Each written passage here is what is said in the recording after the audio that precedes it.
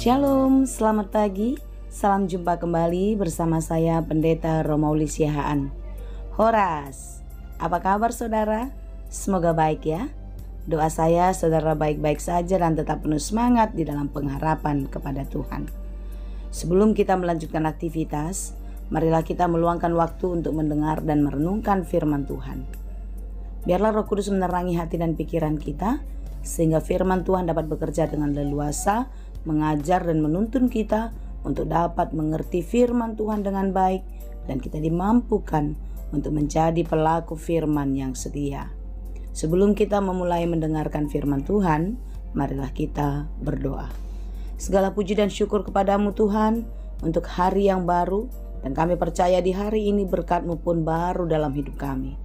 Mampukan kami untuk menjalani hari-hari hidup kami dengan penuh sukacita dan terus penuh harap hanya kepadamu.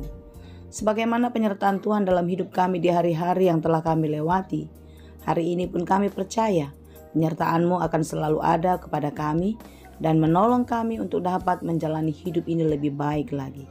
Bapa, kami mau belajar di dalam firman-Mu. Biarlah firman-Mu selalu menerangi hati dan pikiran kami, sehingga kami dapat melakukan segala yang baik, yang berkenan kepada Tuhan. Sehingga apapun yang kami kerjakan di dalam takut akan Tuhan, boleh berhasil dan berbuah dengan baik.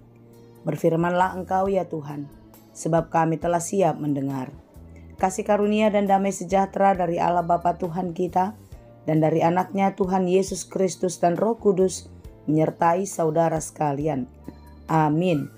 Firman Tuhan untuk kita pada hari ini, yang ditetapkan menurut Almanak HKBP, Kamis 2 Mei 2024, tertulis dalam kitab Markus 2 ayat 7.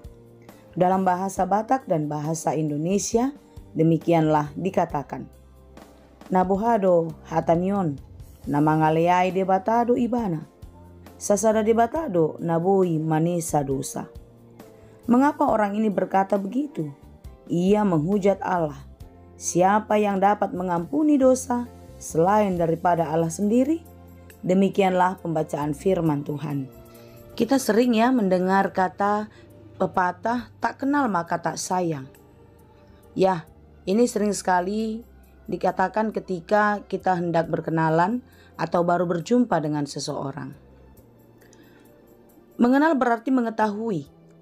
Tentu mengetahui bukan sekedar dari penampilan luar, tetapi justru secara dalam latar belakang keluarga, kehidupan pribadi, karakter, bahkan isi hatinya. Ya, karena hidup kita sungguh jauh lebih baik bila dikenal. Dan tentu ketika kita mengenal seseorang dan bisa menerimanya, maka kita akan menyayanginya. Itulah yang dilakukan Yesus Kristus di dalam kedatangannya di tengah-tengah dunia. Dia mau memperkenalkan Allah yang baik, Allah yang perkasa, Allah yang maha kuasa. Tetapi ternyata orang-orang yang berjumpa dengan Yesus tahu akan Yesus, tetapi mereka tidak mengenal siapa Yesus. Saudaraku yang dikasihi Tuhan, segala mujizat yang dikerjakan Yesus, pengajarannya, pemberitaan firman, dan banyak hal yang dilakukan Yesus tengah-tengah umat, ternyata tidak semua orang dapat menerimanya. Ternyata itu semua tidak cukup bagi orang untuk mengenal siapa Dia. Saudara-saudara, renungan kita pada hari ini adalah bagian di mana orang lumpuh disembuhkan oleh Yesus.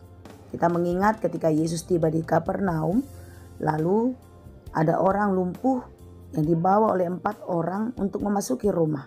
Tetapi karena rumah itu sangat dipenuhi oleh orang-orang yang penasaran akan Yesus, maka mereka membuka atap rumah itu dan menurunkan si lumpuh untuk dapat disembuhkan oleh Yesus.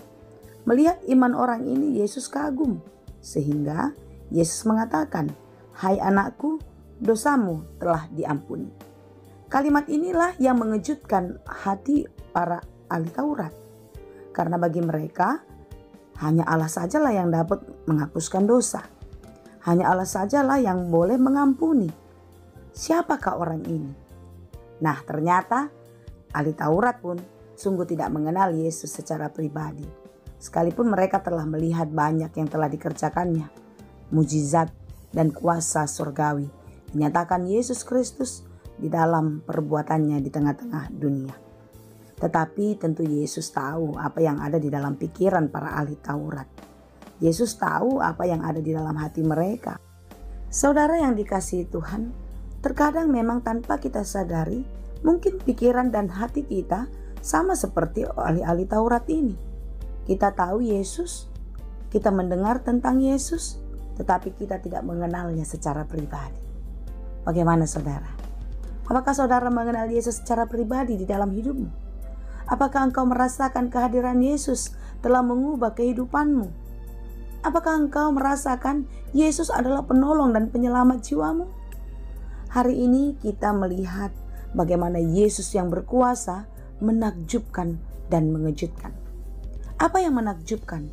Tentu mukjizat yang dilakukan Yesus kepada orang lumpuh itu. Orang lumpuh bisa berjalan. Apa yang mengejutkan? Tentu perbuatan mukjizat yang dikerjakan Yesus itu mengejutkan ahli Taurat karena mereka tidak bisa menerima kalau apa yang dilakukan atau apa yang dikatakan Yesus itu datangnya dari surga. Saudaraku yang dikasihi Tuhan, berbahagialah orang yang tidak melihat namun percaya. Inilah yang dikatakan oleh Yesus kepada murid-muridnya ketika Yesus menampakkan diri setelah ia bangkit dari kematian. Mungkin kita tidak hidup di zaman Yesus. Kita tidak pernah bersama-sama dengan dia. Kita tidak melihat dia berjalan di atas air. Kita tidak melihat dia meredakan angin ribut. Kita tidak melihat dia mengusir setan-setan ke dalam babi. Banyak mukjizat yang dikerjakannya tidak kita lihat.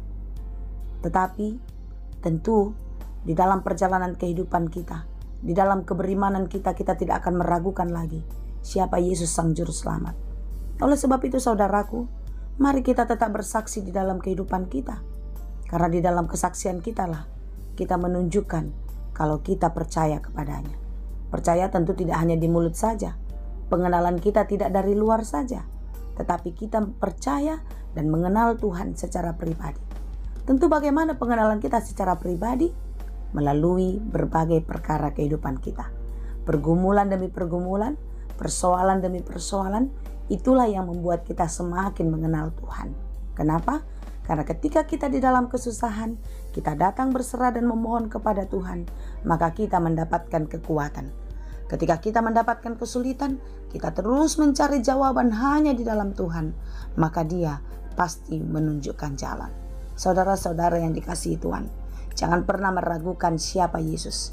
Jangan pernah meragukan keilahiannya, karena Dia adalah Allah yang turun dari sorga ke dunia, menjadi sama dengan manusia untuk menebus kita orang-orang yang berdosa. Bisakah Yesus tidak melakukannya? Tentu bisa. Tapi kenapa Yesus melakukannya? Karena Dia sangat mengasihi kita. Supaya apa? Supaya kita selamat dan kita beroleh kehidupan yang kekal, menjadi pewaris di dalam kerajaan sorga. Kiranya kita tetap dikuatkan dan terus percaya akan kuasa Yesus yang menakjubkan itu. Dan biarlah perubahan hidup kita boleh mengejutkan dunia, dan semakin banyak orang yang percaya kepada Yesus Kristus, Sang Juru Selamat kita. Tuhan Yesus memberkati. Amin. Terima kasih Tuhan untuk firman-Mu. Biarlah setiap hari kami tetap dikuatkan dan diteguhkan di dalam iman. Kami percaya Bapa, Engkau adalah Tuhan yang maha baik, yang menolong dan memelihara kehidupan kami. Tuhan, berkatilah kami di sepanjang hari ini, bahkan di sepanjang kehidupan kami. Biarlah apa yang kami kerjakan, Tuhan selalu ikut ambil bagian, sehingga setiap pekerjaan kami boleh berhasil dan berbuah dengan baik. Pakailah kami Tuhan untuk dapat menjadi berkat di tengah-tengah dunia. Ajari kami untuk memakai setiap berkat-Mu dengan baik, sehingga melalui segala berkat yang kami miliki, talenta karunia yang ada pada kami, membuat kami senantiasa memuji dan memuliakan nama-Mu saja. Berikan kekuatan dan penghiburan bagi saudara-saudara kami yang lemah imannya. Biarlah mereka tetap kuat berpengharapan kepada-Mu. Tunjukkanlah jalan keluar dalam setiap persoalan mereka. Demikian juga saudara kami yang sedang sakit. Kiranya kekuatan dan kepulihan daripada-Mu lah menyertai kehidupan mereka, sehingga mereka boleh kembali melanjutkan aktivitasnya dan menjalani hari-harinya dengan penuh sukacita. Terima kasih Bapa yang baik. Kami puji Engkau dan kami sembah hanya di dalam Yesus Kristus Tuhan dan Juru Selamat kami yang hidup. Anugerah Tuhan kita Yesus Kristus, kasih karunia Allah Bapa, dan persekutuan Roh Kudus, itulah kiranya yang menyertai dan memberkati kamu sekalian. Amin.